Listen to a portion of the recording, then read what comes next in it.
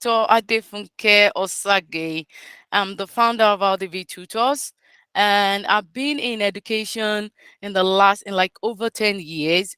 And my purpose of going through this webinar or setting up this webinar today is to empower parents, especially helping parents to understand the UK education system so that they can provide enough support for all students at home. So thank you, and you're very welcome. So I'm going to provide a quick overview of this webinar. So firstly, I'll go through the role of parent, school, and religion in child's life. Now I'm going to go through the parenting life at this glance, the UK education system at a glance. I'm going to go through types of schools, offset rating. Within that also, I'm going to also talk a bit more about the grading. And also, what does progress look like? In terms of going through what progress look like, I'm going to discuss the primary and the second education curriculum and assessment. And in order to really round up and allow parents to understand the curriculum, I will also be going through the grading system. So I call it the new grading system, but it's been around since I think 2015. And then I'm going to share more of the summary of this webinar and allow parents for Q&A and allow Q&A sessions. So thank you. So in terms of the role of parents, school, and religion, and I think we will concentrate more in the area of parents and school.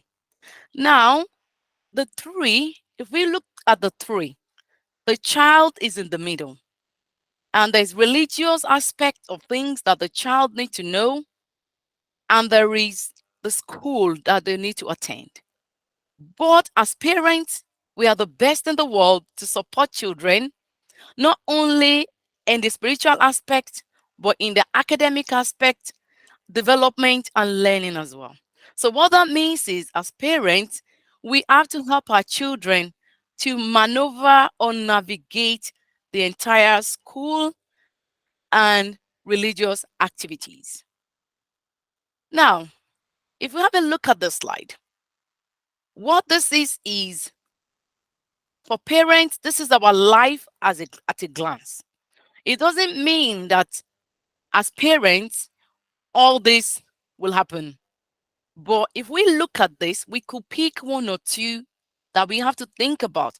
You can see how overwhelming this can be. There could be family issues, some people going through divorce, some people getting married, you're doing career development, you're studying, you're moving from one country to another, you want to send money home, you want to build us outside UK, you want to pay your bills in the UK. A lot is actually going on in parents' life. And if you look at this side where I have the child education, your children education is just part of it. So in as much as you want to help your child or you want to help your children, there are other things in terms of the financial constraints. You might want to help, but there's too much going on. So how do we help? So one of the things we can do as educators, and this is the aim of this webinar, and as educators, how can we help? And being in the classroom for so many years and being trained in the UK as a teacher and actually being able to lecture, being a researcher, I've been tutoring for a long time. I have an idea and also a deep understanding of how we can help parents. And even as a person, how I can help parents. Because if we look at this, going back to this slide, a lot is going on. But we do not want to forget that family matters. Our children is our future. And because of that, no matter what is going on, which sometimes can be beyond us, we want to be able to help. I want to be able to help as an educator. And understanding what happens in the primary education, what's going on in the secondary education, what's going on in the higher education are very important. Like I said, being a classroom teacher in the UK, for so many years allowed me to also see a lot in terms of also ethnic minority students, ethnic minority parents. And so I'm bringing all that to you today to help you to understand. I know that this webinar is going to be more of high level a bit. We could still organize like future ones to deep dive, but I will give you the information that could help today. Now, so let's have a look at the UK education system at a glance. Now we have early years, which is from 0 to 4. We have most parents don't really have issues too much around this side, but as as as part of this webinar, we will concentrate a lot around the primary education and the secondary education. So in the UK, the primary education mostly starts at age 4 and sometimes age 5 for children that are born around from maybe September, October. They will have to start school maybe around age 5. Now, from primary education, I'm going to provide a deep down into what is within each education in terms of the level of education. Now, when they finish by the age of 11, which is year 6, we carry on into, or they carry on into from year 6, which is the end of primary school, they carry on into year 7. Now, in the UK, it is compulsory for every student, for all children to finish their year 11, which is the compulsory education. When they get to year 11 and sit GCSE, they can decide either to go for A levels or maybe to go and work or to go into apprenticeship, but every student must be in school till the age 16.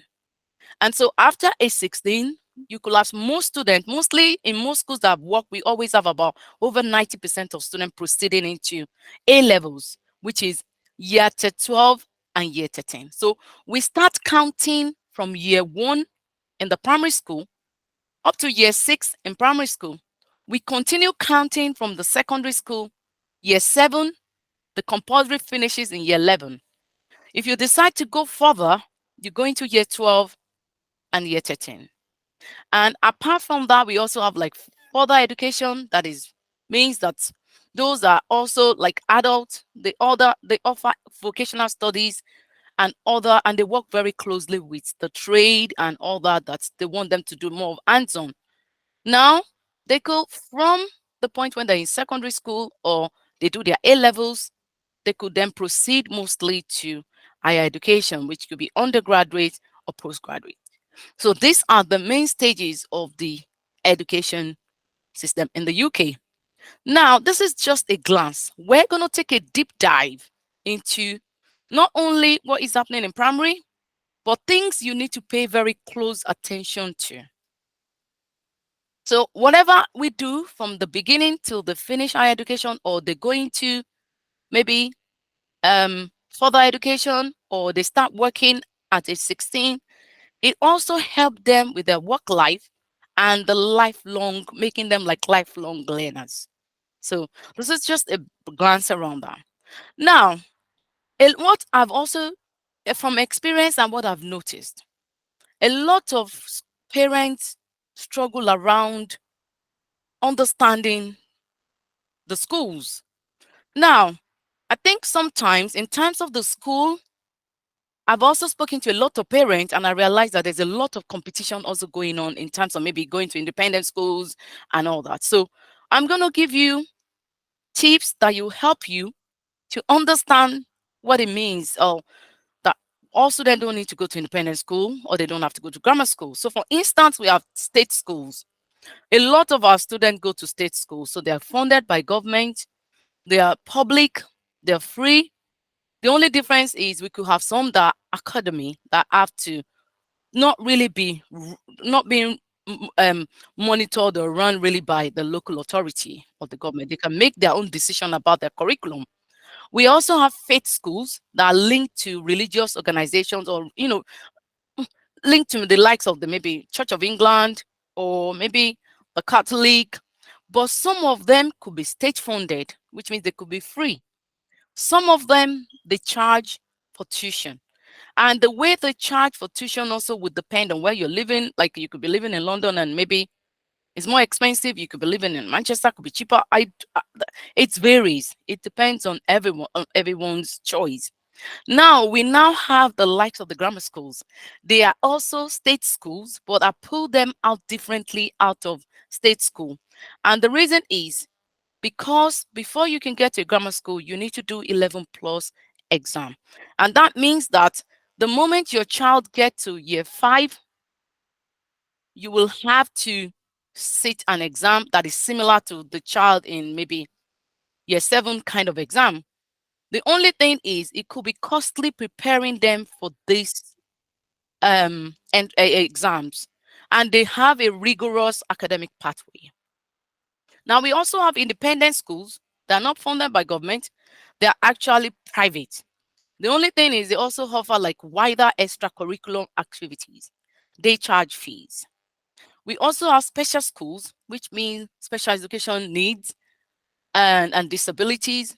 They are state funded. Like you see, I've pulled state schools slightly as well and pull out special needs. And they have special teachers that understand the needs of the students and can offer educational support.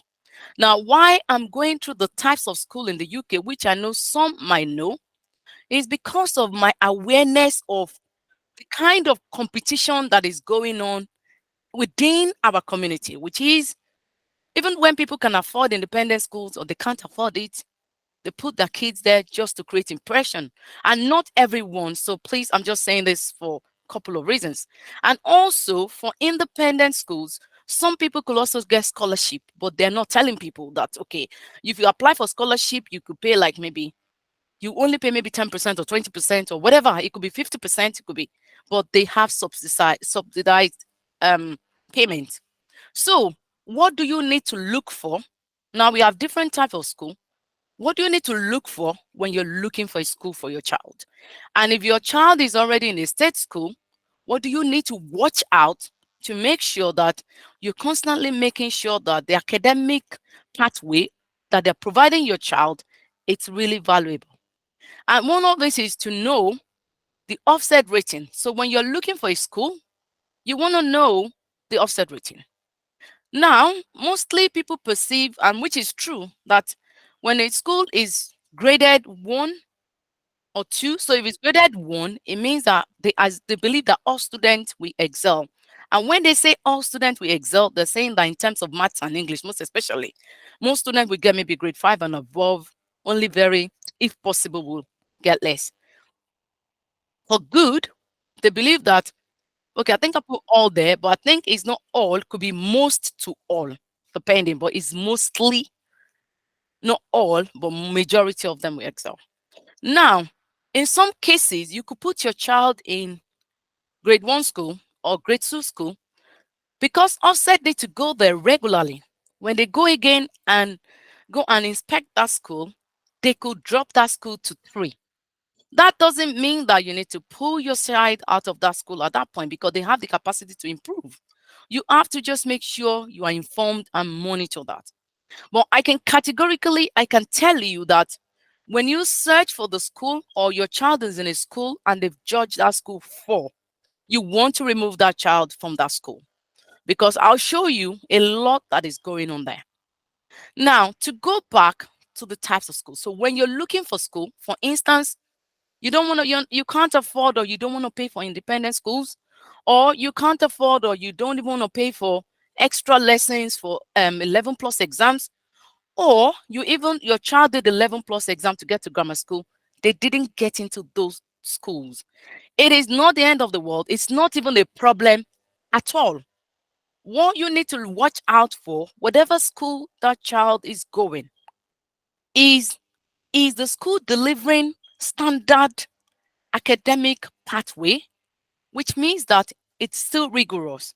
And what will help you in making that decision, because sometimes you could have some grammar schools that are really far from you, and you want to come back from work maybe early in the morning or later, and you can't even get there. It's too far, or the child is tired by the time they come back from school.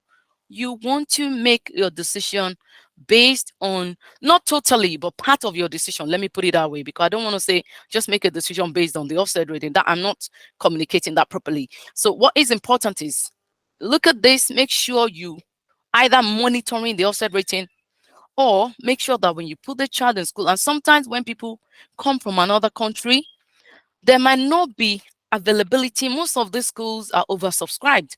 So they might end up putting your child in three, or the local authority manages all this. So they could put your child in a school that is requires improvement. Now, at that point, it's not the end of the world. What is important, I'm going to also tell you. If you end up, which means you're coming in from another country and you come to the UK and they put your child in in a school that is graded 4, now you have to monitor that closely because of some of these things I'm going to tell you. Now, what does that mean? Now we know the schools, we have an idea of what to look for to make decision.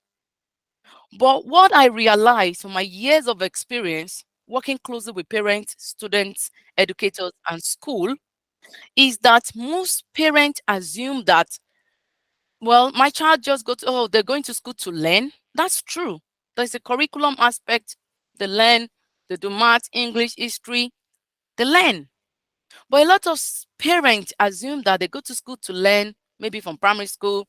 Yes, they do SAT exam. They might not even be aware that there's an exam at the end of year 6. But now, they mostly assume that, okay, when they get to the end of secondary school, yes, they'll do GCSE, or they interpret that as well as doing SSE, whatever it is. That is not true. It is true that your child is going to school to learn, but what is happening in school, I'm splitting that into two for you. First, there's the upper side of this funnel that is about the school authority. The school will make sure and try their best to keep your child safe. However, there are other things that we go on, like they set student viability in a lot of schools. So you could know that your child is in maybe year 10, going to school in the morning. You have no idea whether this child is in top set or maybe this child is in bottom set.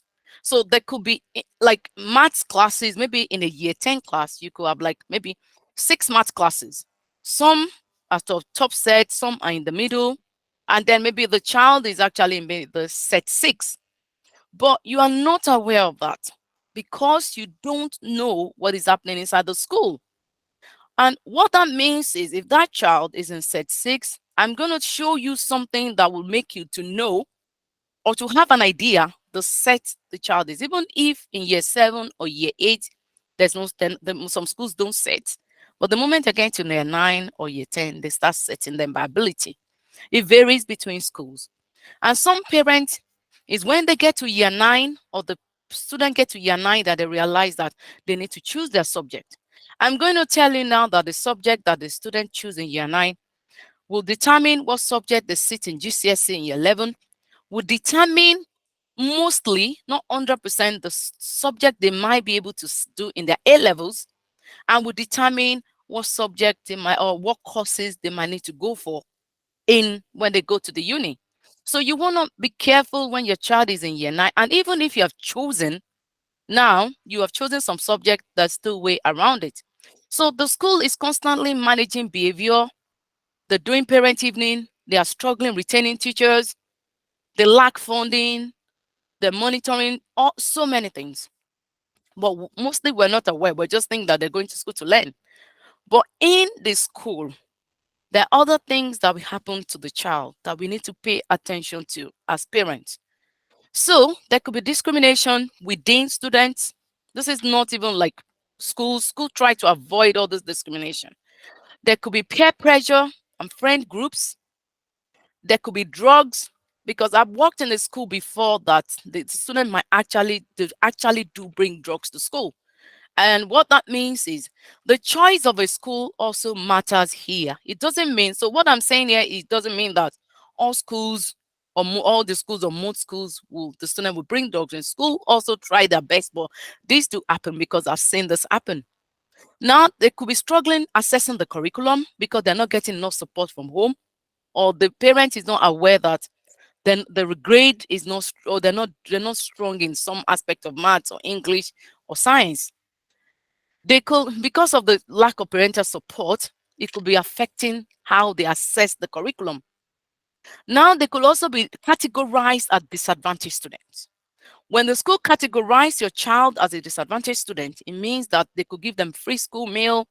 They could. What that also means is it doesn't affect how they set them in general, but what this just means is they are mostly monitoring and making sure that this child is disadvantaged. What do I mean by disadvantage? It means that the parent does not have enough financial capability to help this child in terms of providing resources.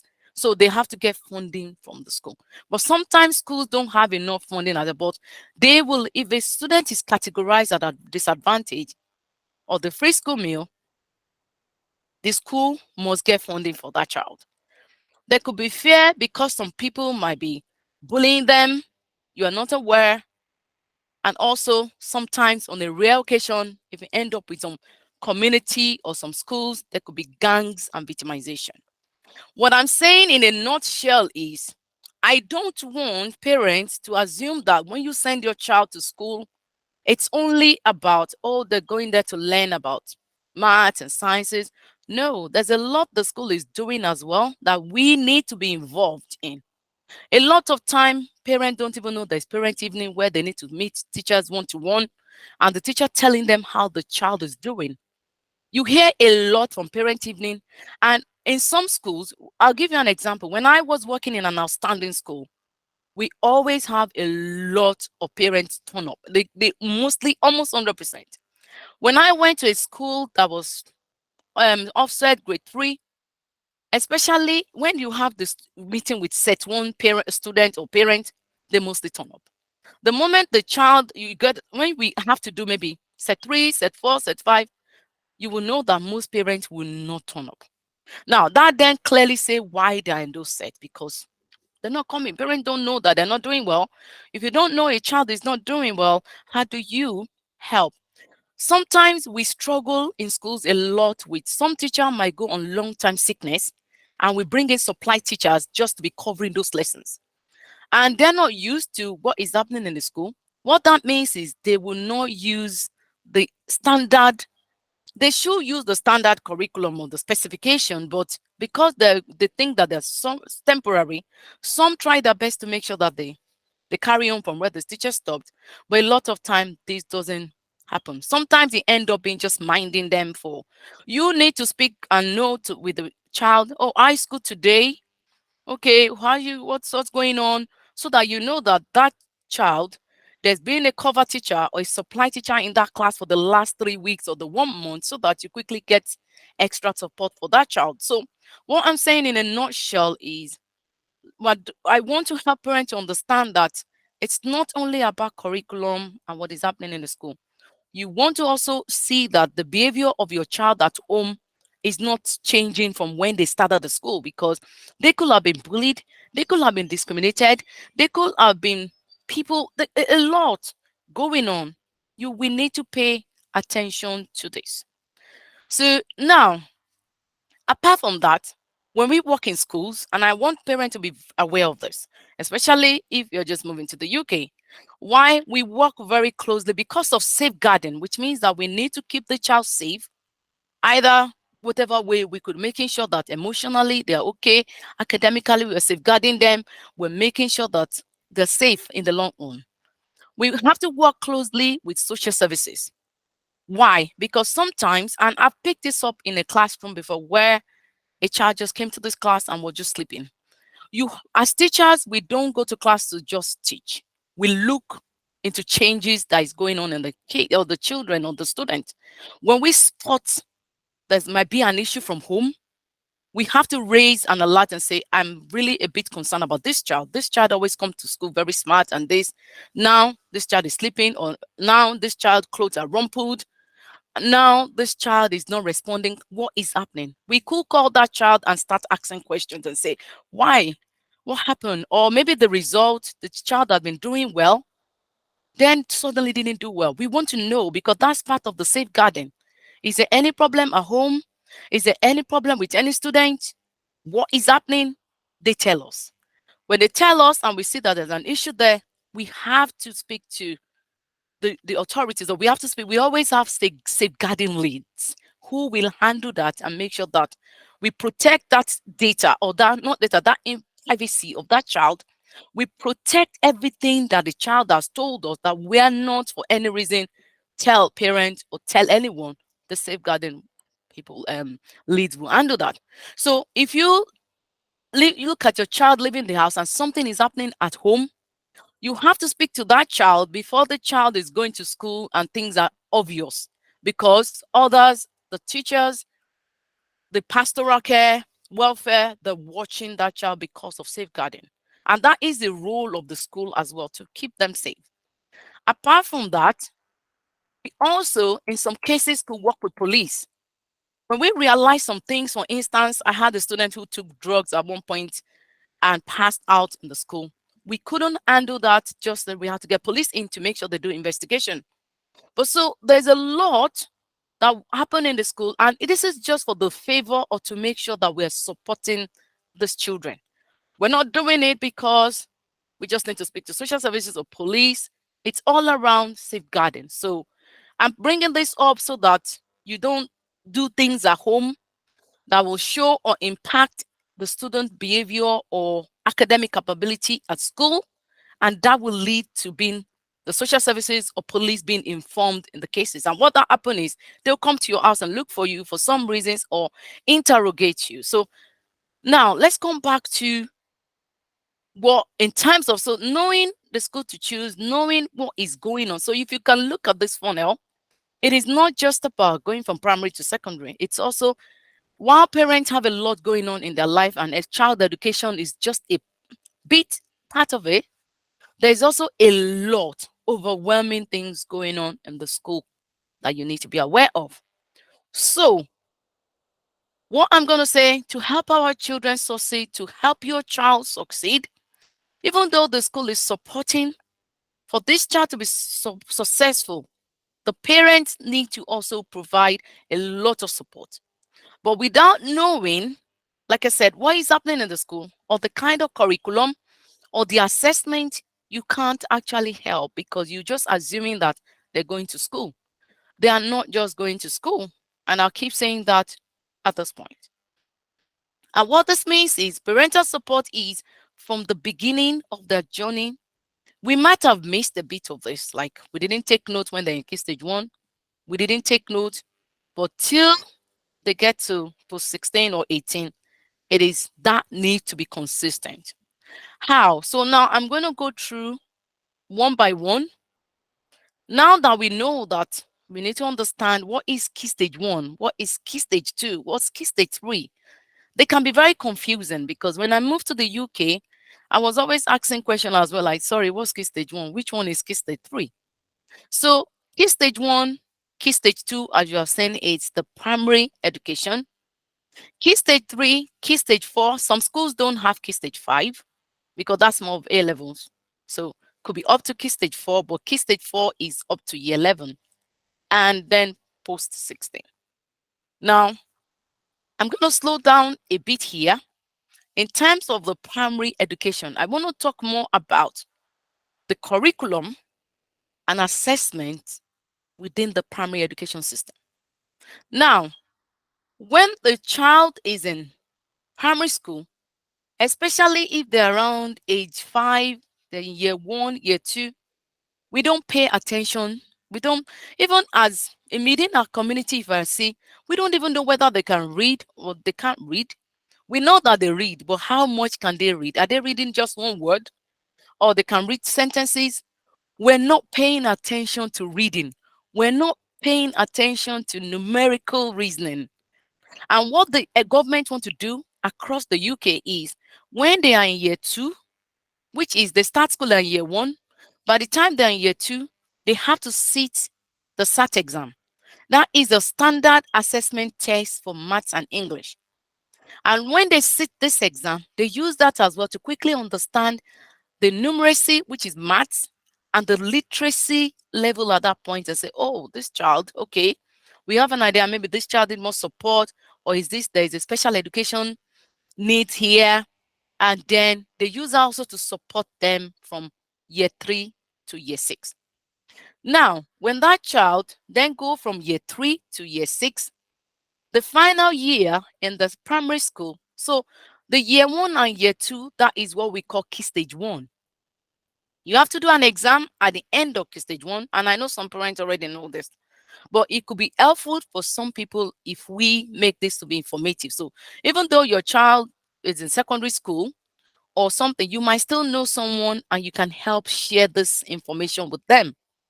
And so when they get to key stage two, I'm going to spend a bit of time on key stage two, and I'll tell you why.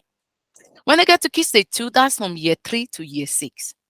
In year six, which is the final year of the primary school, they have to sit SAT exam again, which is the standard assessment and test from the whole of UK. They have to sit that at the 10 or 11, depending.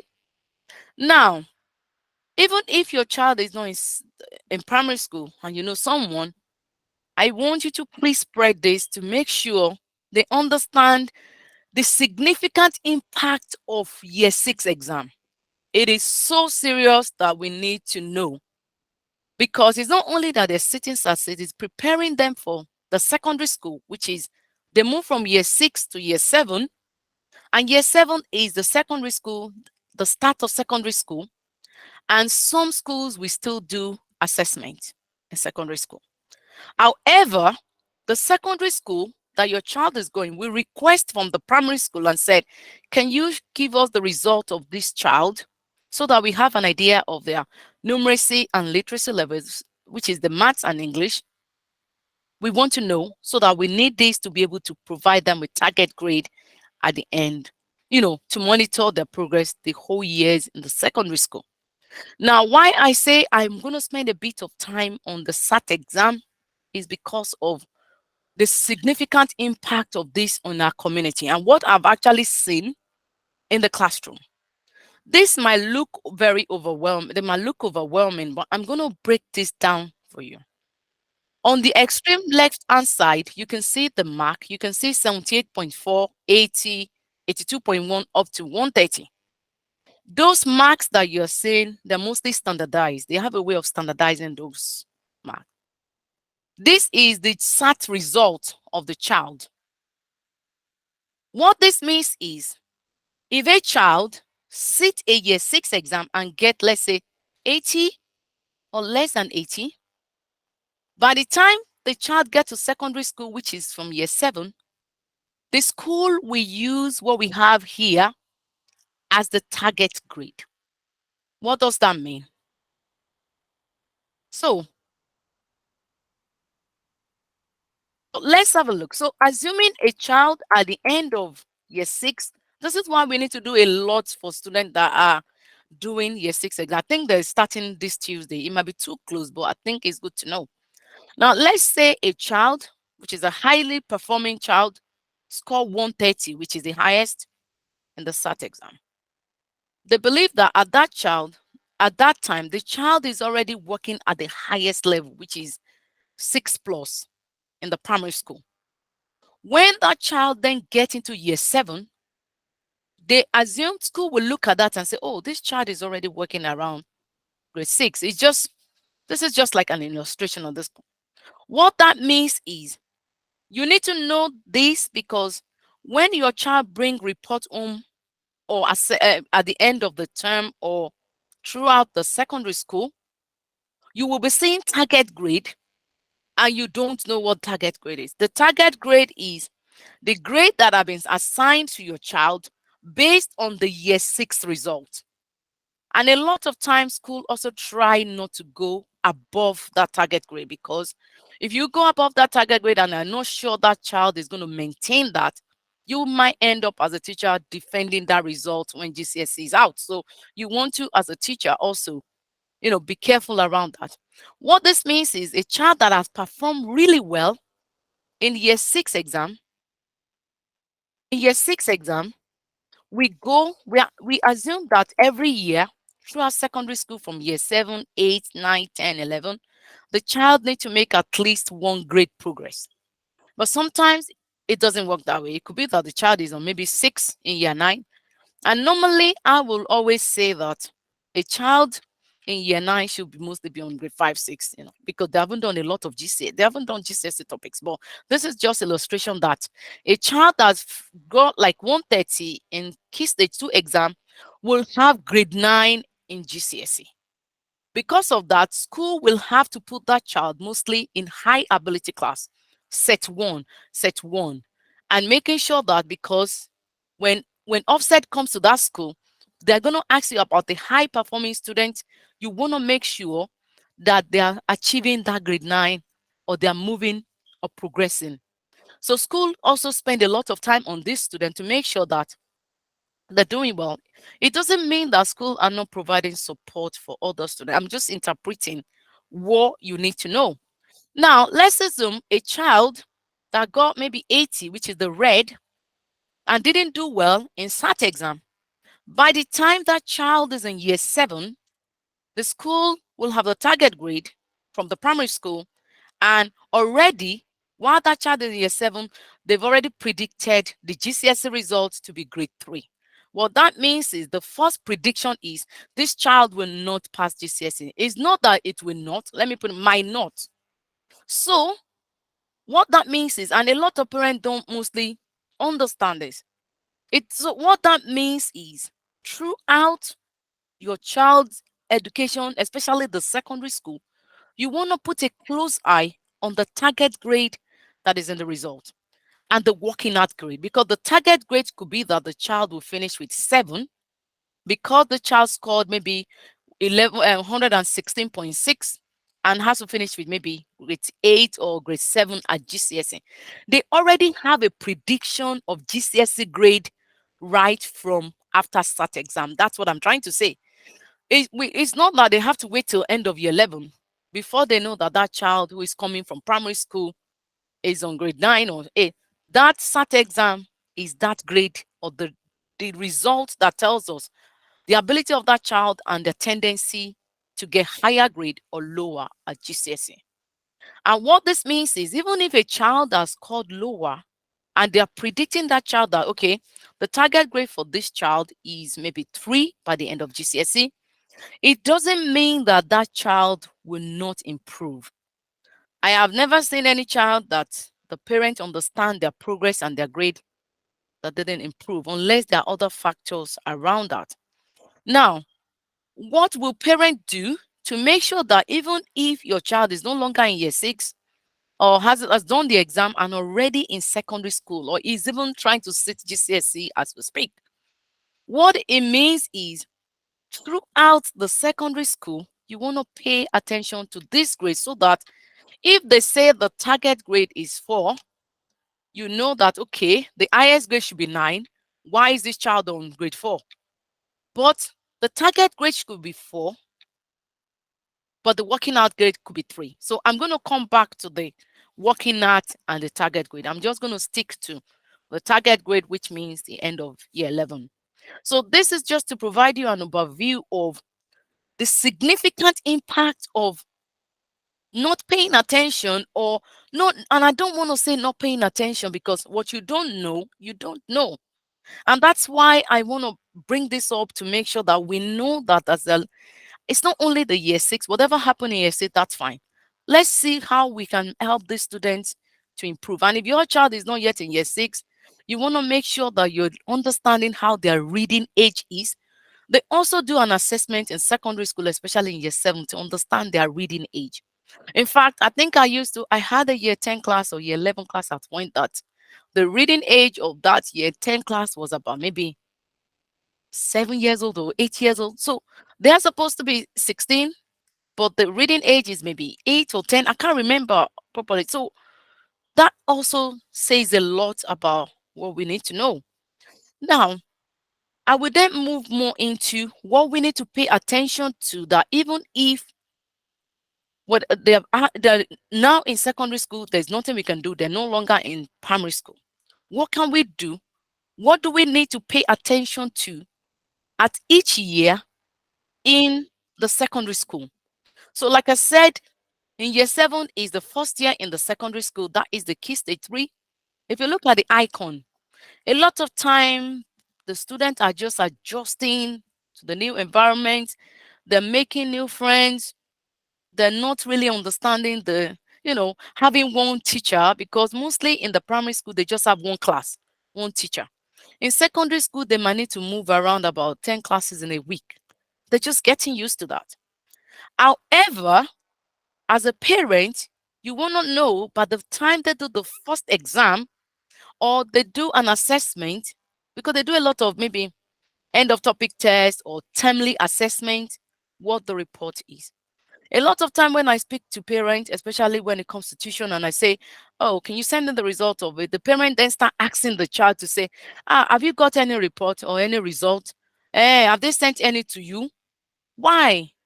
We need to pay attention. We need to know that even if there is no result, it is fine. But we need to ask the school and say, "Is there any report for this child?" But even going to parent evening, you even understand what's going on. So for Key Stage 3, the first year, a lot of parents and students don't pay close attention as well, while the school is already going on. By the time that in year 8, which is also Key Stage 3, so year 7, year 8, year 9, this is Key Stage 3. So time is already going. You're not looking at the target grade, you're not looking at the working out grade. So what will happen? By the time they get to year 9, there is always end of Key Stage 3 exam. The end of Key Stage 3 exam is the exam that will cover everything. Don't forget in year 8 as well, they will do end of year 8 exam. They will do exam termly, they will do exam yearly. But year 8 exam could just cover what they've done in year 8. But the end of year 9 exam, we want to pay attention to that as well. There are two important things that will happen in year 9. One is they have to choose their subject. Now, if they have to choose subject, we have to be careful about the subject we choose.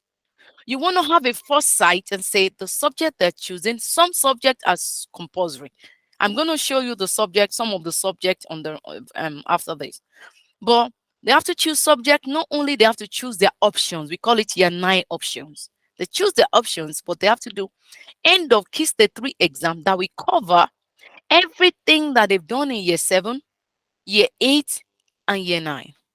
And then they pull out the grade to inform what set they'll be in year 10. So the moment you're not preparing, so by now, any student in year 9 should be really revising and getting ready for end of year 9 exam, because it's going to cover like 3 years. So you pay attention to the options, that the subject that they have to choose, because some they will have to drop them. You can only do, I think in year 7, some school could do up to even 14.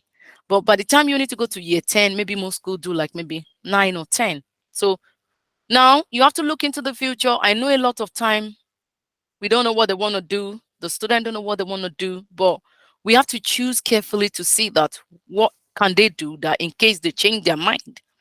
Now, when they get to year 10, some schools start GCSE topics in year 9, but a lot of schools start GCSE topics. So they only do in year 7, 8, and 9. They mostly just do more foundation, maths.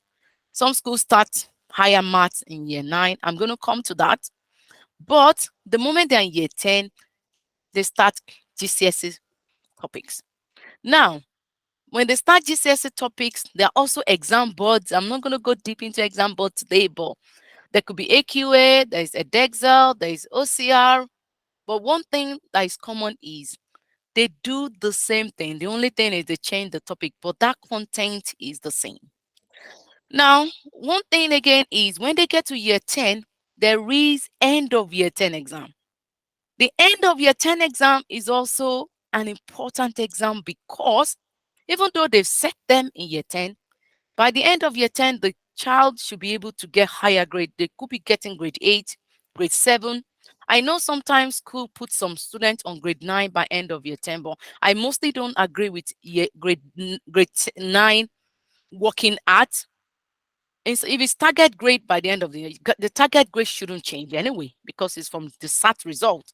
But the working out grade, if it is grade 9 in year 10, I question that, because you have the whole of year 11 to do more topics. So that could mislead the child as well. So we will not ask question as well.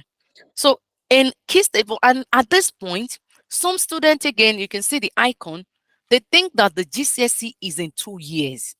What they do is they start just enjoying themselves, just going to school, listening and not paying attention. But if a parent is not understanding the significance of all these exams and what exam is happening at what time, you won't be able to also challenge that child and say, do you know you will have end of year 10 exam? Do you know? And the end of year 10 exam will also make a decision. The school will make a decision. Is this child doing foundation, which is maybe grade 1 to 5? Or would this child be doing higher, which could be from grade maybe 5 to 9? What that means is the year end of year 10 exam will make school to, put them in another, they could change their set again in year 10 to say, okay, these are the students that will be doing foundation science, foundation math, and some of them also will be doing higher. And there's something I also going to talk about in a few minutes. So, and then because students are thinking that the exam is in 2 years, forgetting that by the end of the year 10, in fact, by the end of year 10, they should be able to do paper one. For instance, science will have paper one. So let's say they're doing combined science, they will do paper one and paper two. By end of year 10, a child should be confident answering the full paper one exam. And the year 11 will only cover the paper two and revision. So what that means is if you lose year 10, not paying attention to paper ones, you will then be playing catch up in year 11. And by February or March, most schools start revision. But how much revision can we do in 2 months? We try, but you can't catch up with everything easily. And so people now wait and say the final year in the secondary school is GCSE. When is now January, the GCSE? Parents will be running around, students will be panicking. And why I'm saying all this is I want us to work together as a community to make sure that we understand, apart from the whole noise and everything going on in school or the whole progress that you need to monitor, also monitor the assessment. Now, where I end up getting more questions, so if you look on the right hand side, I don't want it to be too much on this page. That's why I put that on the right hand side. You want to know by the end of even from year 10, the grade. I'm going to go into the grade now. To that grade will allow you to know that when you get the report from the school, you can easily, because recently I think I had a student that was asking me that, oh, I don't know why I'm not in IR. I think I'm in foundation. I just got put in foundation. And I said, you've always been in foundation. And why do you think you're in higher? Because your grade has not been up to grade 5 in the last couple. Like, why would you have a grade maybe 2 or 3 and you think that you're in higher? But I think it's because there's bit of communication missing there between either the school, the parent, or the child. So if we pay more attention to what is happening in the results that they bring home, even if they don't, because some schools will send it by email, some schools will tell you to log in online and access it, some schools will post it. So we want to make sure that we know the grades so that, especially the working algebra, because the target grade mostly, it's only when maybe school do exam by end of year 10, and it could vary, or 11, that they could say, okay, I think this child, the target grade is been 6. This child by the end of year 10 scored really high in the exam. This child is actually working at grade 8, not 6. Then they can change that target. It's not that we don't change target grade. You can change the target grade, but you want to have enough evidence that that child is really performing high or doing, is really above that target grade before we change it. Now, one of the questions that I get asked a lot in terms of year 9 option is about the combined science or the separate science. Now, in terms of choosing options for combined science, which is the difference between separate sciences and combined science is, in combined science, you will still do GCSE physics, GCSE biology, GCSE physics. The only difference is when you have the result, instead of you to have 3 grades, so instead of you to have individual grades, so let's say biology 7, chemistry 5, physics 6, you won't have 3 separate grades. For combined sciences, they could, I'll say it in a simple way that if you do 3 subjects, they could add all your scores together, maybe, divide it by 2 and present you with, I don't want to say divide by 2 because I don't do the grades, but to say that you will have 2 grades instead of 3 grades. Now, what I want to emphasize on the issue of the combined science and the separate sciences is that if the child is not going for, let's say, the likes of medicine or pharmacy, or they're not going for biotechnology or science-based subjects, there is no reason to choose separate sciences. And I'll tell you why. Assuming that in the science curriculum, students need to do, let's say, 100 topics before the end of year 11. If they need to do 100 topics, separate science will do all the 100 topics. But if you're doing combined science, they'll tell the student to do maybe 70. They will do the same topics, but they reduce the content. So if you're doing, let's say, a topic is called maybe atomic structure in chemistry, and you should have maybe 10 subtopics. Separate science will do all the 10 subtopics. Combined will do maybe 6 out of it. So it's not that they're not doing the atomic structure. The only thing is the content is reduced. So what I say to parents is that if your child is going for, let's say, IT, or they're not even going into sciences at all, let them do combined science. Why? Because there's no point. Let them do reduce content and focus on English and maths and other subjects, so that you're not letting them do too much topic and they're not doing it. They don't need it. Now, there's another thing I'm going to point out here. The fact that a child also do combined science does not mean that they can't do sciences, or they can't do maybe A-level biology or A-level chemistry or A-level physics. The only thing is, if a child has done reduced content in the secondary and then go ahead to choose A-level chemistry, A-level physics, or A-level biology, there will be a bit of knowledge gap. And there's a way around that as well. So if a child has chosen combined and they change their mind to go into maybe medicine or pharmacy or biotechnology, whatever subject they want to do, they can still do it. The only thing is they need to make sure they get high grades at GCSE, so that A-level colleges will take them. That's number one. Number two, I will tell them they will have to do extra reading, extra tuition, to be able to bridge that gap of the content that they didn't do in Key Stage 4. So it's not that it's an end of the world, but if a child is not really doing the sciences, or they didn't make up their mind on time, let them do combined science. It doesn't mean that child with combined science will also get grade 9. It doesn't limit the grade at all. It doesn't affect the grade. What it does is it allows them to reduce the content, because they might not be doing, like a child going to read law or going to do history, or I'm just giving examples of some subjects. Why do we need them to do combined? Why do we need them to do separate? But what happened in school that parents are not aware is, some students want to do separate because their friends want to do it, because they think that most intelligent students do separate sciences. That's not true. It's because it's a lack of information that is missing there. You can do combined science, you can do separate, but if you're going for pure sciences, you want to make sure that you do separate science, so you're not doing catch up along the line. So, and also, like I said, you can also, some student will have to do, every student will have to do maths, English, sciences throughout. You can't say I'm not doing sciences. It's not possible. And you have to choose from either history or geography. So some students will go for history, some students will go for geography. It depends on what area or the course that the student want to do later on, or the A-level subject. Now, where I also get questions is, when students also get to year 11, they then need to choose subject that they need to do at A-level. So, like I said, we might not be able to go deep into individual aspect, but I think I'm trying as much as possible to provide an overview of what you might need to know, because when you are informed, you can support them better.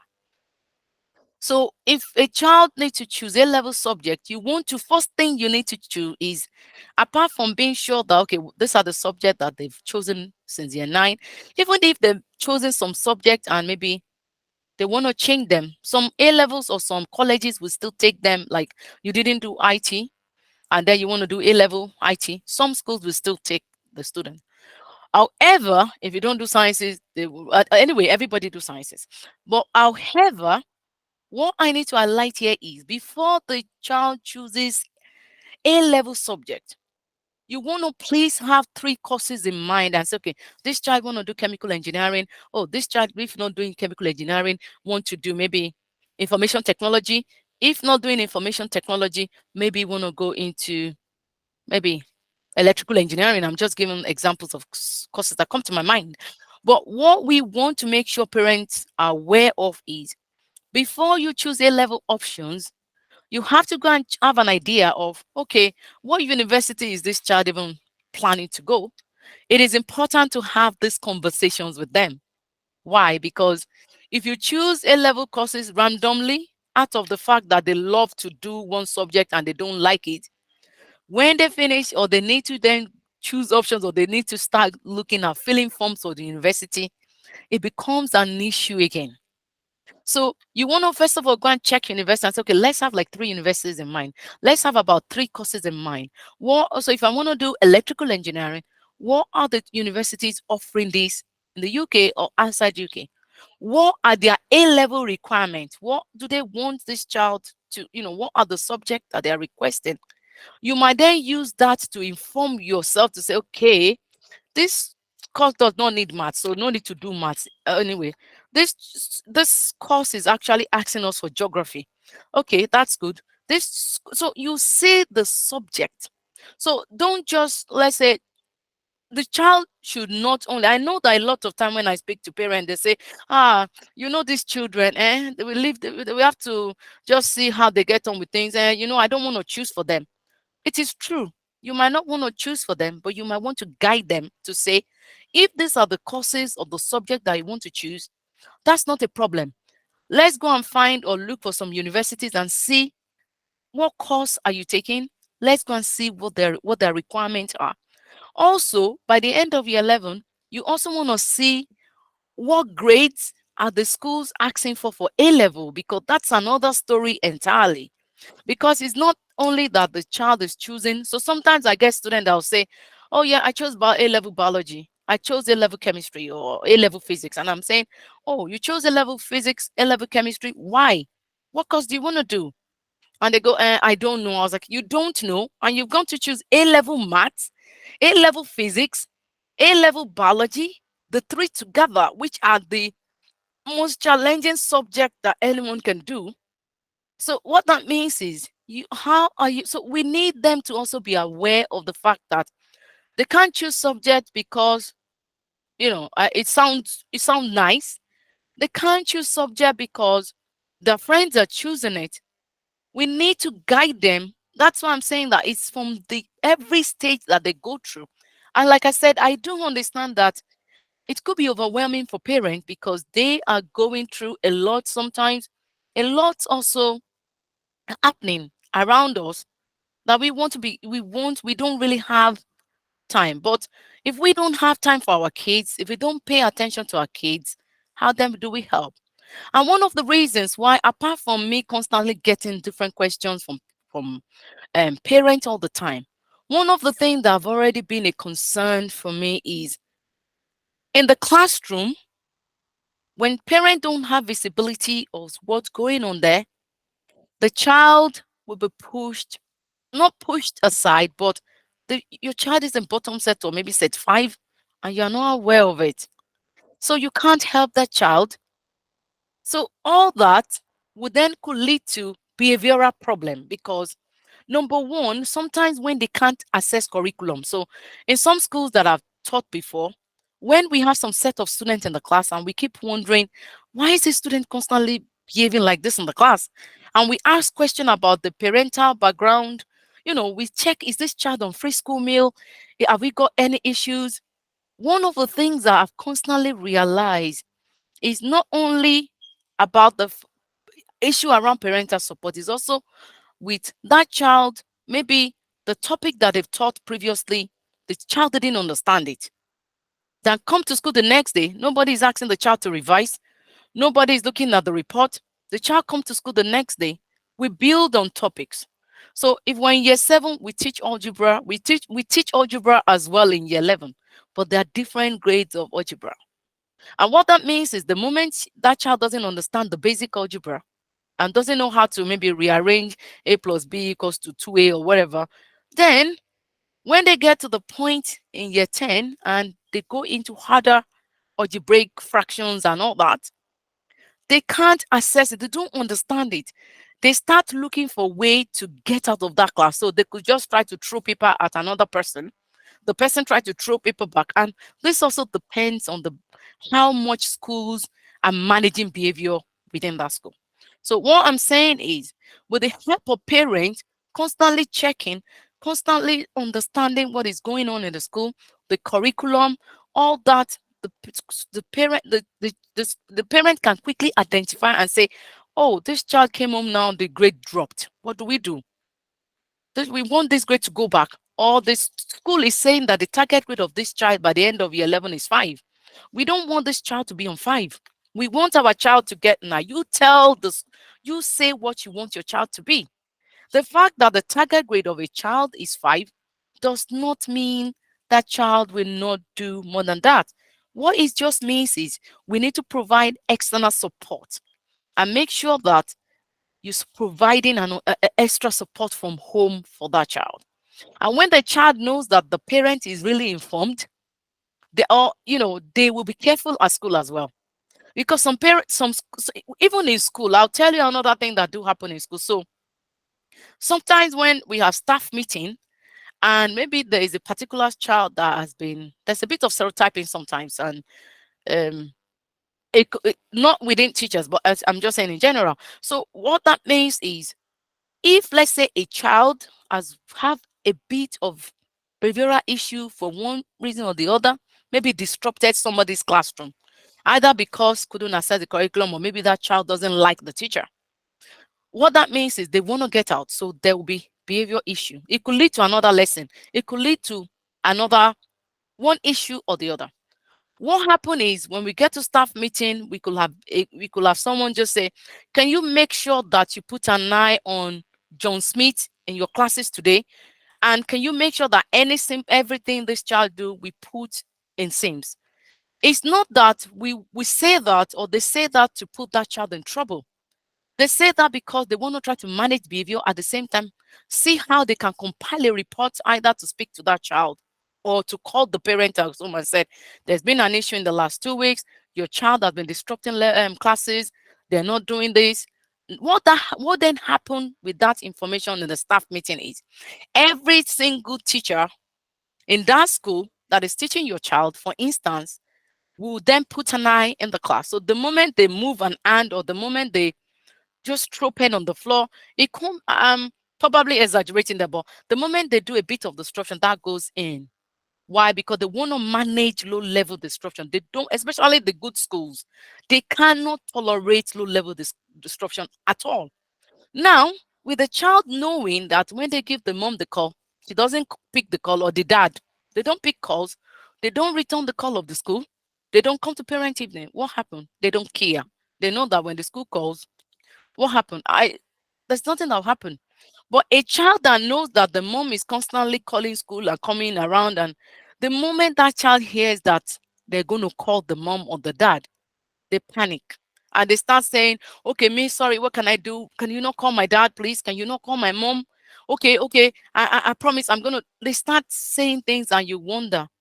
And also in the staff meeting, you will hear teachers say that if this child disrupt your lesson, mom is very good at picking call. Mom and dad are very supportive. Dad is very supportive. So what that means is whatever happens, please be in touch with them.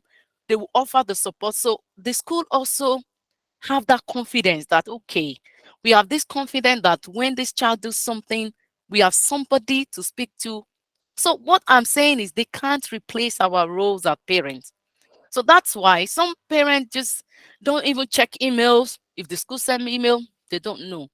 So for all this, I don't want to carry on and on. I just want to highlight what you need to know, that we need to do to support our kids so that they do well. Because with our involvement, and most students that I've ever seen, apart from really highly high ability students, most students that I've seen made significant progress, or the student that I've seen that moved from, maybe I have taught a child before in year 11, I think November, this child was on grade 3. And the mom kept coming, and I was working closely with the boy after school. And by the time GCSE result came out, this boy, within, I think, November and May, it moved from grade 3 to 8. I never saw that in my life, but it does happen. Why? Because the mom was coming all the time and park the car, come inside the school and say, "Oh, I want to know how he's doing today." And also following up on everything. What I'm saying is, even if the target grade is low, up to year 11, there's still a lot to be done.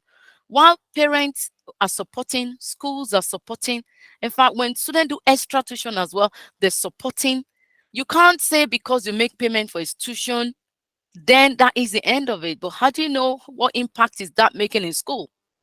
If the child start a tuition at maybe grade 2, and after 1 year, you are then asking, but because sometimes the teaching techniques does not work the same way for every child. So what that means is, as you're following up in school, you're following up, you see that, oh, this child didn't make progress, and you speak to the teachers and say, why?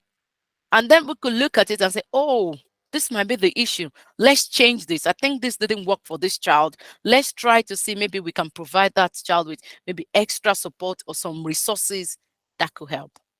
So I can't go through resources at the same time at this point, but I just hope that all this I've gone through at this point are quite useful. Now I'm going to go into the grades, because I've talked about a lot of time, apart from even understanding the GCSE exams, or every termly assessment or formative assessment or summative assessment that go on in schools. One of the things you need to be able to know and interpret is, looking at the grade, you can see what they're working at. So currently, so let's say a child should have a target grade of, let's say, 8.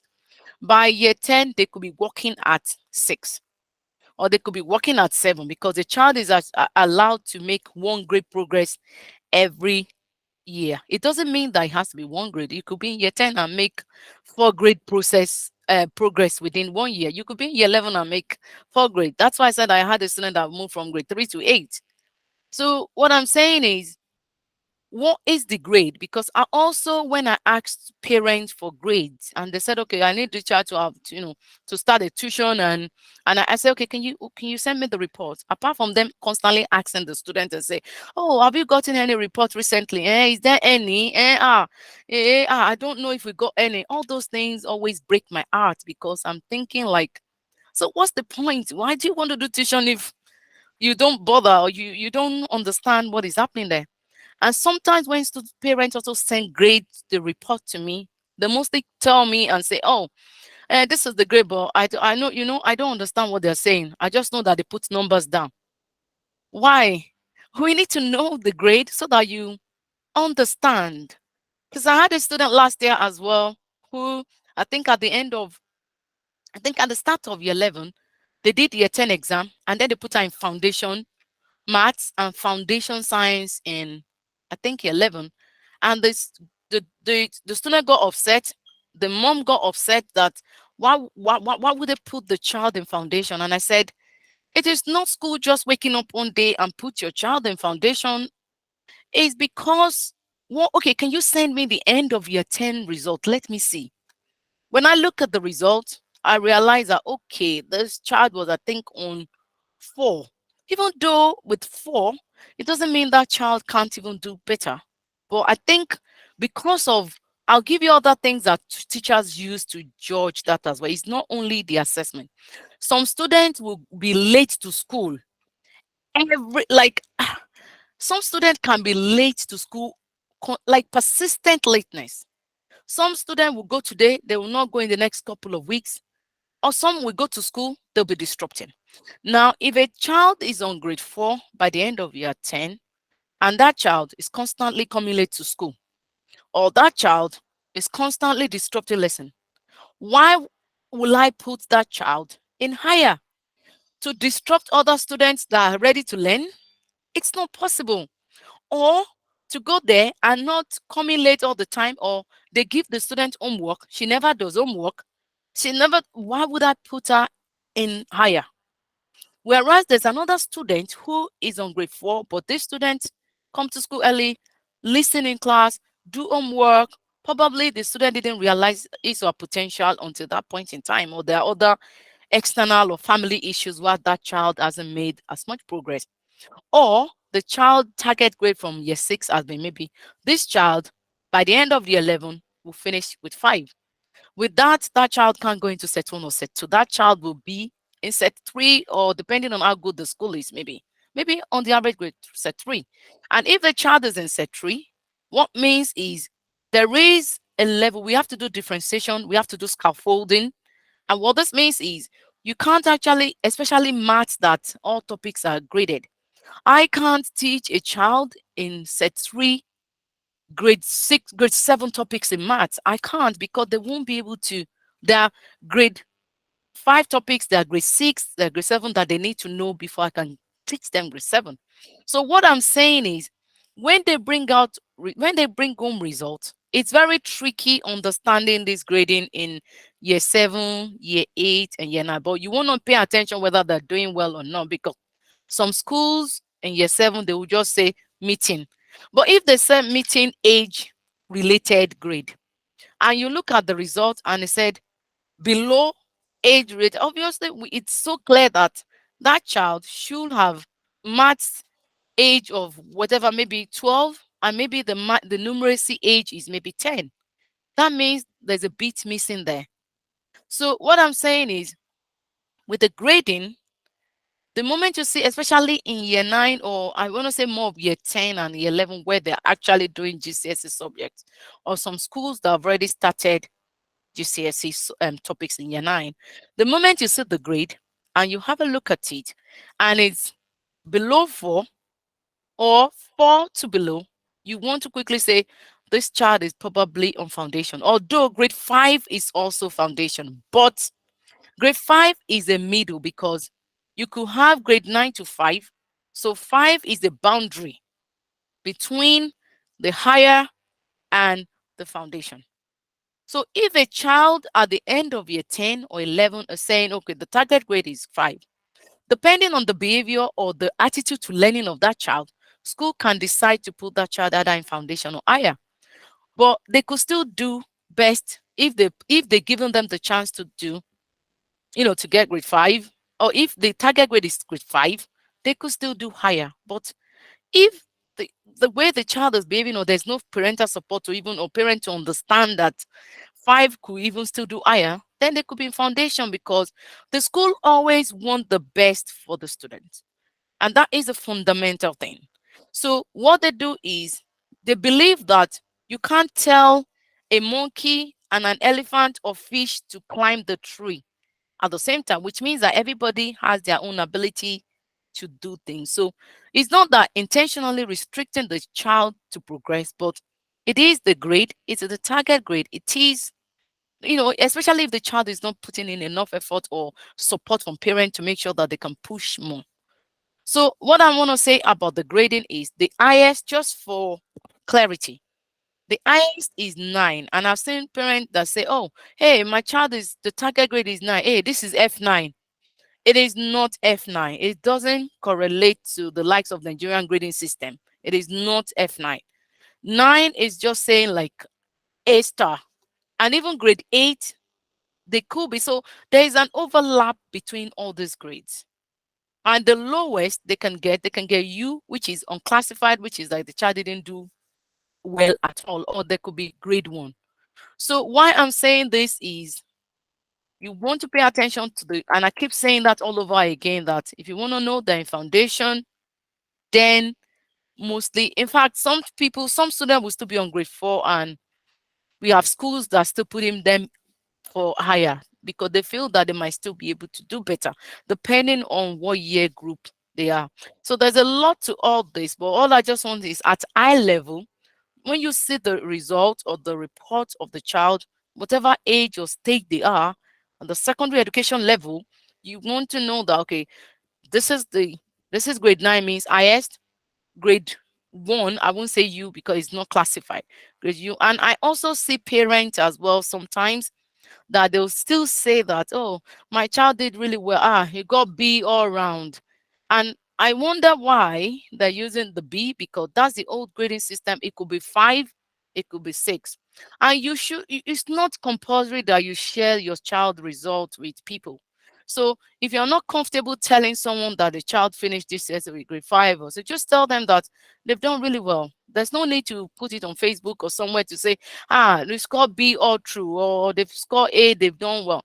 It's not, it's your child, and you can make a lot of decisions around that, and nobody will help in making sure that they do well unless it's us. So I'm gonna give a good an idea of when we see results, and some school don't use current grade, some school use working at grade. So the example of this is assuming that a child from this year 6, they've sat just sat exam, and they predicted them. It's the target grade is a predicted grade. To say, based on the result of this child at the end of year 6, we're predicting that by the time this child spend 6 years in the second, oh, sorry, 5 years in the secondary school, they will finish with grade 7. It's predicted.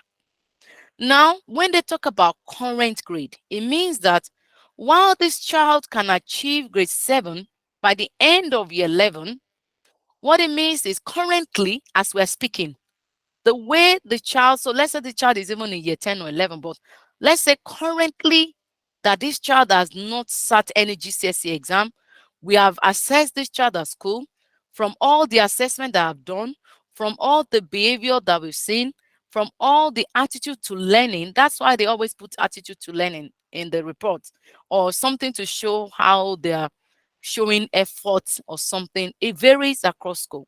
Now, what this means is currently, based on all the assessment that the school have done, the child is working at grade 5.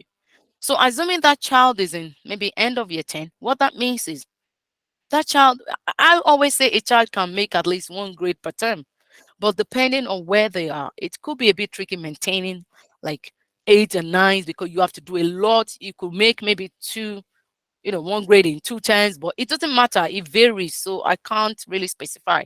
Now, what that means is sometimes when parents see the result as well, they go, ah, the child is on grade 5. Why would this child be on grade 5 at the end of year 10? That is so low. Yes, it might be low, but what this is saying is at the end of the year 10, the child still got the whole of, and I'm not saying this to say students shouldn't do more, but that means that we don't want to also get upset or start worrying upon every other thing that we have to think about. That at the end of that, you still have the whole of um the first term year 11, first term second term year 11. You have from maybe July of year 10 to around April of year 11, which is about almost maybe 9 months to push 2 grades. So what that means is, and sometimes they could, especially if they are in year 9 and they are on target current grade of grade 5, they're still doing well in year 9 to be on 5, because I don't expect any child to be above 6 maximum in year. It's when they are in year 10 that they, and like I said, it also depends on what the target grade is. So now, what that means, what you will need to look out for is, with this child, even though this child is on 5 at the end of year 10, when this child sits mock exam, there are also mock exams every term in year 11. Some parents take those mock exams with levity and say, oh yeah, they have an exam. I know they have mock exam, but I have parents that also really, with all effort in them, make sure that they get a lot of support for each mock exam that they do. And I always tell my students that anytime you have mock exam, take it as if you have GCSE exam. Put in all your effort, because they could easily just drop your set or drop your grade. If you don't do well in the mock exam, and let's say you're currently working on grade 8 and you do mock exam and then you got a bit low, the teacher, even though your target grade is, it's very easy to drop grades. Like, it's very easy for us to drop grade than to increase it, because the teacher will also panic and say, oh, if this child drop grades now, oh, I better be safe and not pro and not think that this child will get higher. But one thing I will always say in terms of grade before I round up is, I will say categorically, like, the earlier we understand this grade, the earlier we monitor this grades, we can always increase or improve grades. If it's not too late, because if a child is on grade 2 by year 11, I can only do what I can do. I can't promise anyone grade at that point and say, I don't even promise grade, but I can still have an idea. But what I'm saying is, the earlier we understand this grade, the earlier we monitor and spend a lot of time with our kids, the better it is that when they are doing well, like you're on grade 5 in year 9 or something, we don't panic and say, oh, they said the target grade is 7. Why is this person getting, why is this child getting 5? But rather, we support them immediately and say, you're on grade 5. Okay, what can we do? Let's start revising. Let's get resources. Let's ask for your teachers for resources. Let me speak to your teachers. When I go to parent evening, I want to ask the teacher how you're doing. How do we support her or him? How is the school supporting? All these are the things that we need to be aware of. We don't want to get to a point whereby our kids can't get into top universities, or our kids can't get into, not only top university, but they could get to top university, but they might not even do great courses. Is this part of the world anyway? Whatever, a lot of courses they will still excel. But what I'm saying is, I'm trying to assert that when we support parents, when they understand all this, we are at the same time indirectly supporting schools, supporting those kids to do well, so that we can keep getting a lot of our kids into top courses, top universities. And what that means is, because I'm not also only a teacher, I also work with an education technology company. I work as a consultant for them.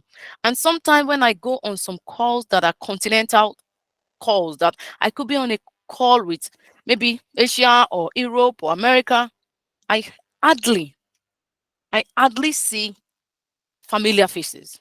And what I mean by familiar faces, I hardly see people that are from ethnic minority background. It's not that they're not there, but the percentage is very low. So what that means is, the more we empower parents at this stage, that we quickly be aware of the education system and know that the education system of the UK it's not the same as, for instance, because everybody is not from Nigeria, but it's not the kind of education system in Nigeria whereby when I was young, if I don't understand, like I get a lot of I get a cane in my head. I say, okay, would you understand? You can't do that here. You can't, you know, start eating a ruler on the hand, at the back of the hand or head of the child. But rather, there are so many ways that we could support them. And what this means is, we could end up then have better GCSE results, better A-level results, better university courses, better university for our children to attend, without completely ignoring and a lot of things that will be like, oh yes, we're not going to get that job. I don't believe that. I know that there's a lot that might be that do affect sometimes when we need to look for job, but sometimes we could also get some jobs because we have actually segregated. We'll be able to pull ourselves out of crowd and say, oh, this person, we don't have choice. We have to employ this person because this person has done this, I've got this, and I've got that. So that is it. There's still a lot of maybe future events that we might need to organize to make sure that we're supporting. I'm looking someday to come up with maybe a community whereby parents support parents, we support parents as well. Sometimes parents also have a lot of questions to ask, but they don't really know who to turn to. They don't know how to get the help that they need. And when they go to school, and truly, a lot of school we talk about the grade, because I think I had a parent some time ago that went for parent evening, and they told this parent and said, oh, your child is doing well, that's fine, they're doing really well. Like, and the parent also said, oh, that's really good. Oh, thank you. And when the parent was speaking to me and said, oh, I said, how's are the kids doing? I said, they're fine. We went for parent evening. They said they're doing really well. And I said, really? They're doing well. Can you send me the result of your child? I want to know the meaning of doing well because as a teacher, I don't really understand it. It means a lot to me. And when the parents sent me the result, this child was on grade 2, and this child was in year 11, was on grade 2 in maths, grade 2 in English, and I think grade 1 in maths or something. Now, why is this child doing well from the feedback of the parent evening is because when I look at the target grade of this child by the end of year 11 is grade 2. So what that means is if the child is in year 11 and already on grade 2, one grade away in math, she's actually doing well because she's working towards the grade. And in fact, that child has already met the target because the target is grade 8, grade 2, sorry, and is already on grade 2. So she's doing well. Although as a teacher, I'm not going to say that, we're all different, but I'm not going to say that and say, she's doing well. I'm just going to say meeting the target, yes, but she could do better because the pass or the acceptable grade is grade 4. So if a child gets less than grade 4, it means that child didn't pass GCSE. It just means that that child failed GCSE. For anyone to say that a child passed GCSE, they need to be on grade 4. So I think what was missing from that parent evening is the fact that the person that or the teacher or the educator that the parent spoke with, even though said that child is doing well, failed or probably forgot, I don't know, to tell that parent that your child is doing well according to the predicted grade, but for your child to pass GCSE, they need to get minimum of 4. With that, that parent will have actually really understand that and say, oh my goodness, I need to do more about it. Depending on how much they can do at that point is not left to them. So what I'm going to say in a nutshell is the support of parents plus the school, because the school will always try their best to support the child, but we can't overrule the power of the parental support. That is at the point where we can have a successful child. And now, if I summarize this, what I'll say is research schools that your child is going. Also, don't forget the environment that you live in. And I think I'm going to say that as well because some people live in an environment whereby they know, because I've been in that situation before, that where I was living, I know in my mind that I don't want my child to mix up with the other children from this environment. And what did I do? And I didn't have choice at that point because I didn't know that place was like that. I was new in that environment. But what did I do? They come to knock my door. I don't let them. I say, oh, sorry, they're very busy. I don't let them. And if we have to go out for any reason, even if you let your child out, you want to give them time. It's okay. They're going. Where are they going? Are they going to stand in front of somewhere eating? It's not a problem, but you have to know those friends because there's a lot in their community as well. So while we are addressing the issue of educators or schools, we want to also make sure that as you're researching school, you're monitoring offset ratings. I want every parent to make sure cancel your shift for your child to be able to attend parent evening. Don't be those parents that when we are in parent evening, the teachers are already saying, oh, it's okay. They're not going to attend because you're not going to know what the child is like. Sometimes they have a kind of two-faced way whereby when they are home, they could look very innocent and quiet. Because sometimes when we have meetings, 'cause I was in a meeting one time because I was working in a studio school, which is just from I think age 14 to 16. And I had this child. This child is from he's got African background, but I think the mom, I can't remember the African country the mom is, and I can't really discuss anyway. But what happened is this child is constantly causing a lot of disruption in school. We couldn't get through to the mother for a while because she was doing night shift. So by the time she come back in the morning, she's sleeping the whole day when the school is on. So when we are calling it, she can't pick it. But we finally then excluded that child and said, anyway, when we send you away from the school for 2 weeks, your mom will come back to school with you. And that was actually the decision. So we excluded that child.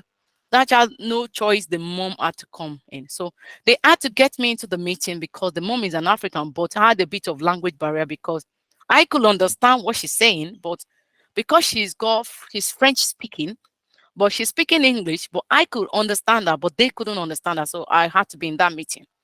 Now, what was the outcome of that meeting is the mom wa- goes, she's the only one taking care of this boy. So he has to work. But then when she comes home, before she gets home, she won't know whether the child was late to school or not. But what I can bring out from the whole meeting is the mom just kept saying, "What? Oh, he's so quiet. Oh my God, he's a good boy." The mom had another completely different impression about this boy compared to the impression that we had. And as an African parent as well, so many times I've sat down with this boy and I said, "What's the problem? Why are you doing this?" And this boy sometimes, he mostly find a kind of peace when it comes to me because I speak to him because he knows I'm an African. So we talk and I say, "You need to stop it." Sometimes the next day, it changes in lesson and it's calm. But after a while, it changed back. So what I'm saying is, if you don't go to parent evening, you might think your child is a saint in school. Oh, it's very quiet, good, whatever. But when you get to parent evening, you'll be shocked when they tell you that your child is one of the ones that stand on top of the table and dancing in the class or throwing paper aeroplane at me or at the other teachers. So just to let you know the importance of parent evening, because that also helps you to support. Like I said, we need to monitor grade, speak to schools and educators if we are unsure of grades. You have to support the child with homework, revision, if you need to do extra tuition. But one thing that is also important is you set a study schedule. You want to set the timetable of them because sometimes they'll forget PE kit at home. Nobody to pick it, which is okay because sometimes we also have to go to work. But if they forget PE kits the first day, the second day they put them in detention because they forgot PE kit. They're already building a story of them and say, okay, as little as PE kit. And it's not little because it shows that there's a bit of negligence going somewhere. So as a parent, you then want to know that what is your timetable? What need to get to school? Okay, you forgot your PE kit. What happened? Okay, so next day, a day before, can we pack your bag together and make sure that everything that needs to be there will be there? And a lot of time, these students don't go home with their books. They don't come home with books because mostly if they go home with books, they forget them, and next day you have to give them paper or something or shit. No. So what that happen is you can also sometimes request that child to bring their book maybe on a Friday, or also buy other resources or textbook. I know that, like, I'm not going into resources today, but there are a lot of resources that we could also use. There are online resources, online videos, online flashcards that I use a lot of time with my students. So you could also use that. Some are free, so which is okay. Now, like I said, don't assume punctuality and attendance. This play a major role, especially when your child is in the boundary of grade 4 and grade 5. Nobody want to put a child who is grade 4 or grade 5 in higher. It doesn't mean that they can't do well. They know that they can do well. But what they don't want is not being punctual or not taking things serious. And with that, they will end up with you, or they then get less than grade 3. And they don't want them to fail. So they leave them in the foundation for that.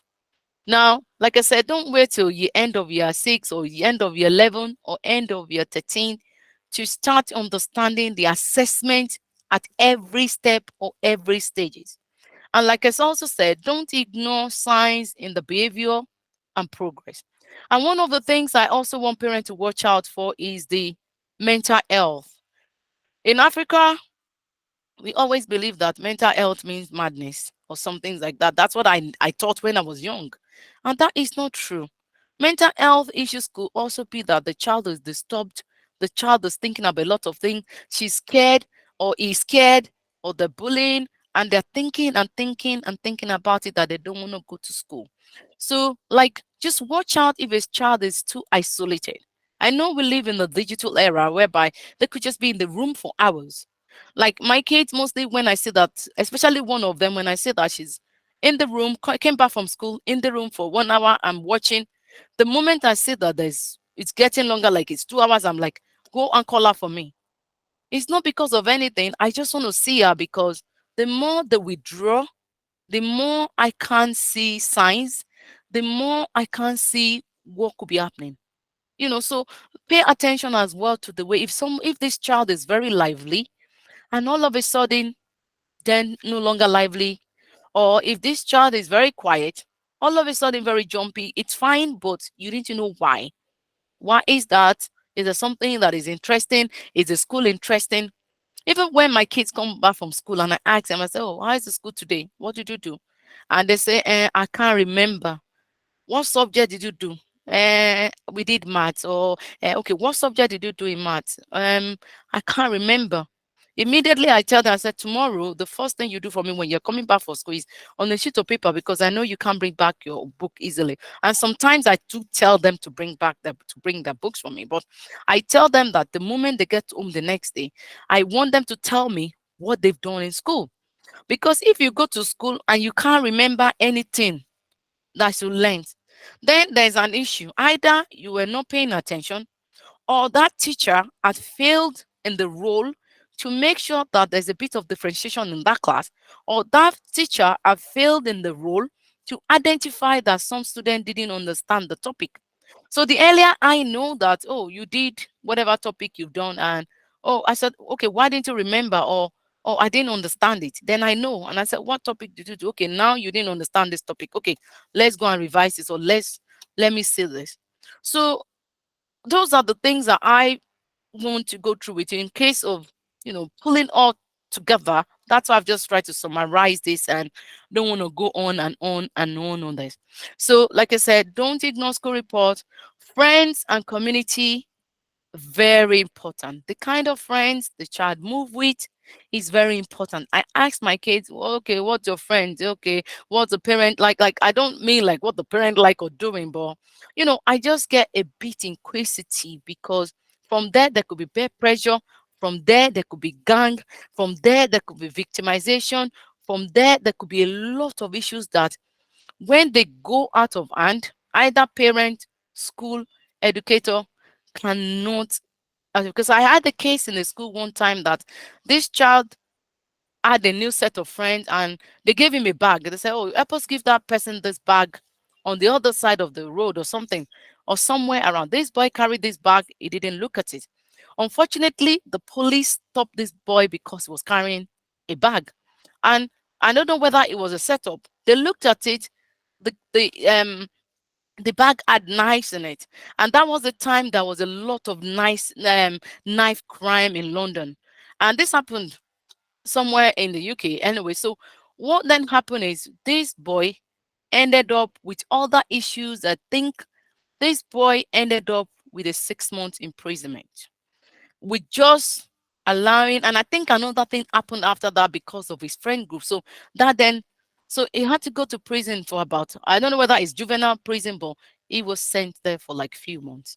So we want to also put a close eye on, when we worry a lot about schools and work and all that, we want to pay attention as well into the community. We want to make sure that even when they go to the church or the mosque, we help them to understand the impact or the role of either school or religion or the parent. But one thing is, it's the parent that will make sure this child has a balanced life and helping them. So I think I've spent a bit of time here. So like I summarize it, be involved. Homework, assessment, don't forget parent evening again. Give the school a call, understand current and guide and target grade, check their school planner. A lot of schools have Google Planner. A lot of schools also have Google Classrooms. A lot of schools have Teams and some other online platforms that they put things. So, and like I said, schedule, school timetable, make a copy of the school timetable, put it on the wall, put it where everybody could see.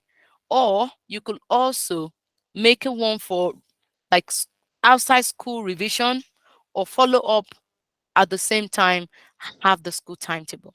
So I'm going to round up here. So family is everything. And with that, with every step the way, we support them, and the child can go above and beyond. And what will happen is we'll be proud parents, we'll get more of our kids in better places, and we don't worry too much about whether there's too much discrimination somewhere, because sometimes with some level of education or experience, some companies or a lot of places can't say no. They can't say someone who is going to help them drive billions of dollars and they say, no, we're not taking you. It's very rare. But there's excuses. In some cases, yes, I agree. But in some cases, we could do better. So I'm going to stop here. I want to say thank you, everyone, for listening. Like I said, depending on the outcome, on the feedback of this webinar today, just making sure I provide a kind of comprehensive overview that I can. There could be a lot of questions from parents. And I know that maybe we could or we might not be able to answer all, but at least I'm happy to open up to the audience for the Q&A sessions if you have questions. Thank you very much. And I'll stop presenting now. Just 1 second, I'll stop presenting. Thank you. Thank you very much, ma'am, Mr. for Wale. the wonderful presentation. I'm sure that lots of parents have gotten value from all that you have said. May God continue to bless you in abundance. So we have a couple of questions. We have one question first from Mr. Edirin Gabriel, and is asked, can my 15-year-old go straight into a grammar school? He is yet to come into the UK. That's from Mr. Edirin Gabriel. So I'll let you answer that before we proceed to other questions. Thank you, ma'am. Let me unmute. Okay. So regarding that, yes, they can go straight into a grammar school, but the grammar school will still need to assess that child. And it also depends if they have they have the space for that child. So number one is they have to check whether there's space. If there's space, they'll assess the child and then they can make a decision. But it's fully depend on the school, but it is doable. It's possible. Thank you. Thank you so much, ma'am. I hope that Ediri Gabriel got that. The second question is from Ehizua Becky SL, and she says, will schools usually organize career days to help our children have an idea of what they want to do in order to choose the relevant subjects? Okay, thank That's you. from Becky SL. Yeah, that's true. Yes, school do organize career days. They do that very often. In fact, some schools start inviting year nines to start having, to start coming for career days. So they do. And they mostly, so you can also ask the school about it if there's any that you want the child to join. Sometimes they could only invite maybe year 10 or year 11. But if the child is maybe in early days or in like year 7, 8, 9, you might want to ask the school and definitely they wouldn't mind them joining.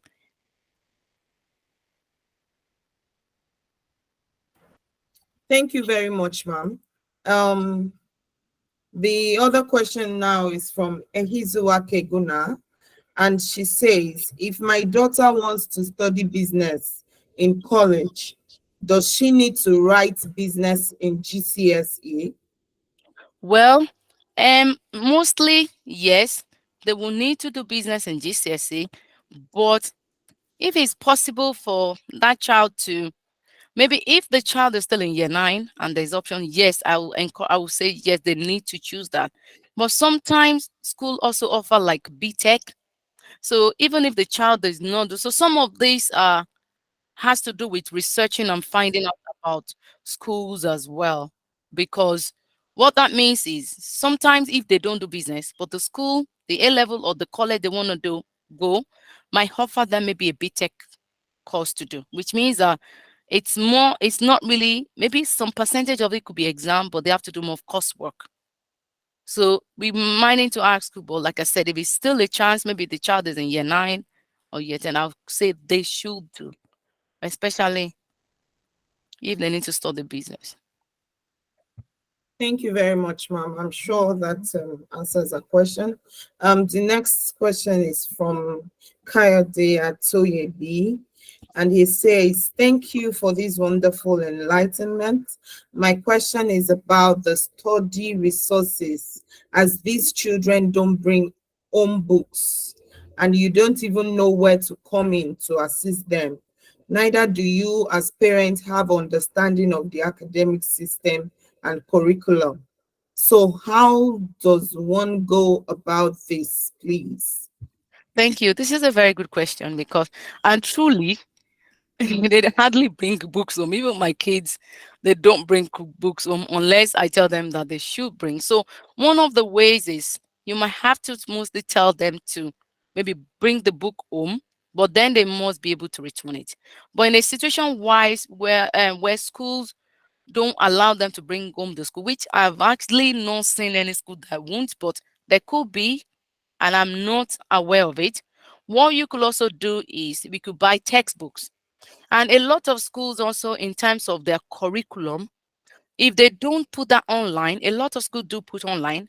If they don't put it online where you could see it, you will must call the school to ask them like, what are the topics or scheme of work um for this year or for my child, and they should be able to provide it because school, like I said, I know that sometimes it might be hard to pin the teachers down to do some things because they have got a lot going on as well. They have to plan lessons, but I tell you that the school will be happy to share that with you. So if they don't bring food home, you can buy resources. But even when we buy textbook, you need to also ask the school, how do we know the topics they're doing? Can you share this with us so that we can support this child? With that, you can keep track of that. Okay, thank you, ma'am. One last question from Mr. Koyode Atrebi. He says, also, I'd like to ask about this grading system.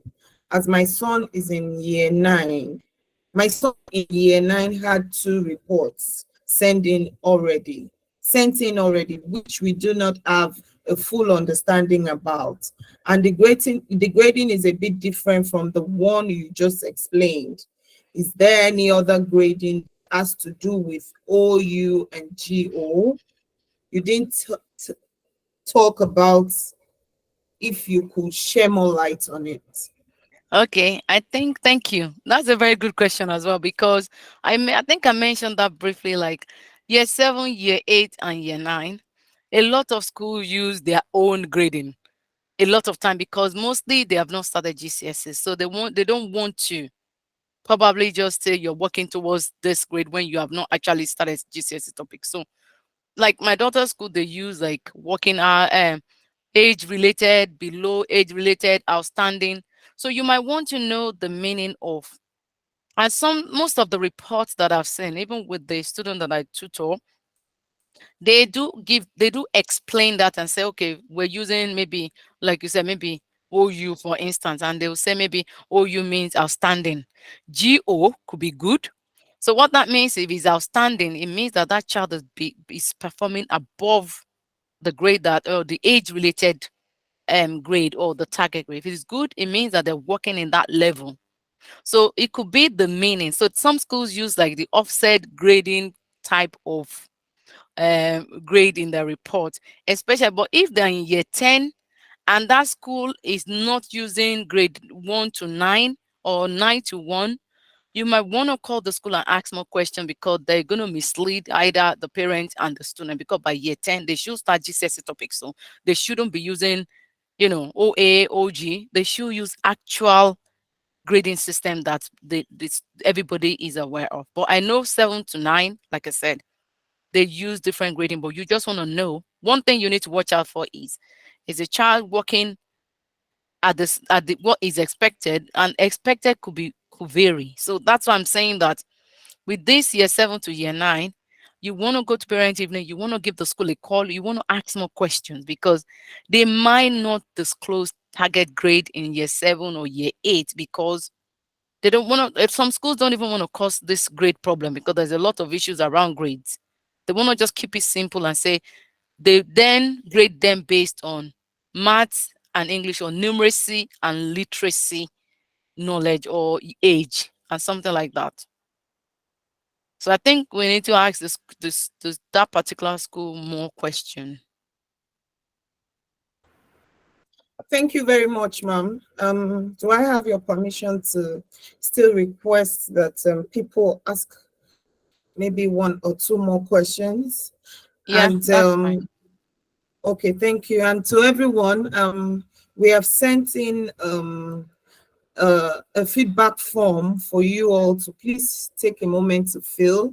We promise you it doesn't take too much of your time so that we'll know how well you have received this webinar and if you'll be interested in further webinars from RDV tutors. Please take a moment to click in the chat box, the link in the chat box to fill the feedback form. Thank you all. And if you do have any more questions, please we could take one or two more questions before we call it an evening. So if you have any more questions, please um, do send it in the chat box as well. And I've put the email as well. I can see someone said, how do I get in touch with the presenter? I put email as well in there. I've seen the WhatsApp message that you put, the WhatsApp number, but I put the email as well. And also you So can you still reach put the us by WhatsApp email. number Yeah, and the website as well. yes. So please, if you want us to go more, because like I said, I provide an overview, some like the likes of assessment or the curriculum or more information about, there's still a lot that we could, deep dive into, but we will just be there for a long time if we're not careful. And I'm trying to manage everybody's time at this point. So if there's any particular topic or aspect of the education that you want us to discuss in future, that's fine. We will look into all the feedback and we take that really, you know, we take it serious. Thank you.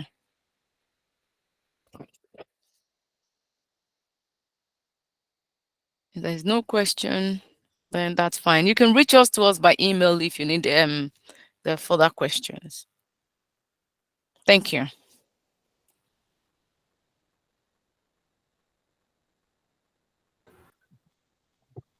So, Ms. Oluwale, maybe we need to close the session if we're not getting more questions. Okay, thank you very much, everyone. We are so glad to have had you on call today, and we hope to hear further from you. Please take a moment to fill the feedback form in the chat box, and we promise to get back to you as soon as possible. And we will share the recordings as well. Oh, yes, it's a recorded session, and the recording will be shared with you all via your email. And that's why we have also requested that you fill the feedback forms. Thank you all so much Thank you once all. again. Have a lovely evening and happy coronation. Yeah, happy coronation. Thank Bye. you. Bye. Thank you. Bye, everyone.